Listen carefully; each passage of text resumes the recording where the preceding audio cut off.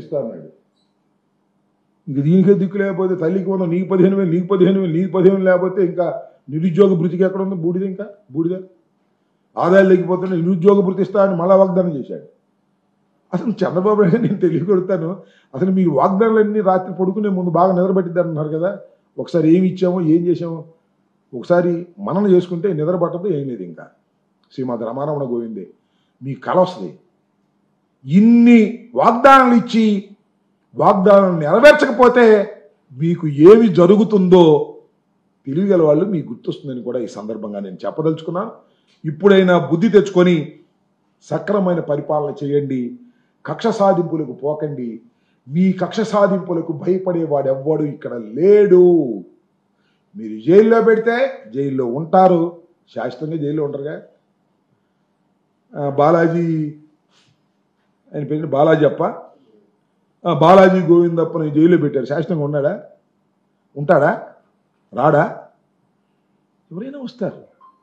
కాబట్టి జైల్లో పెట్టడం ద్వారా పరిపాలన చేయాలనుకుంటే దానికి తగిన శాస్తిని, తగిన మూల్యాన్ని ఈ రాష్ట్ర ప్రభుత్వం అనడం కంటే నారా చంద్రబాబు నాయుడు గారు లేదంటే మీ ఏకైక పుత్రుడు దానికి మూల్యం చెల్లించక తప్పదని ఈ సందర్భంగా చెప్పదలుచుకున్నాను.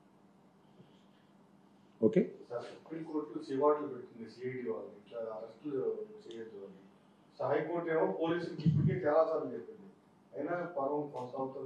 ఇప్పుడు ముఖ్యంగా చంద్రబాబు నాయుడు గారి ధోరణి మారిద్దని అనుకోను, కానీ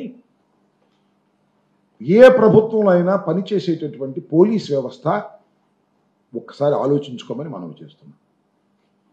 కానిస్టేబుల్ టు డీజీపీ ఆలోచించుకోండి.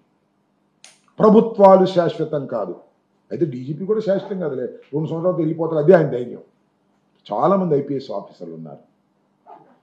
రాబోయే ప్రభుత్వంలో కూడా పని చేయాలి. అలా తిరిగి చంద్రబాబు వస్తాడా, మేము వస్తావా, టైం విల్ డిసైడ్. కొద్దిగా రూల్స్ ప్రకారం వెళ్ళండి అయ్యా.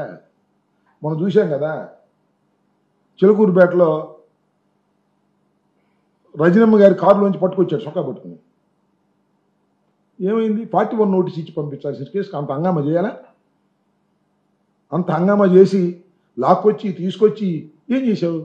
కోర్టులో పెట్టావు, కోర్టు వదిలేసింది, అంతే కదా.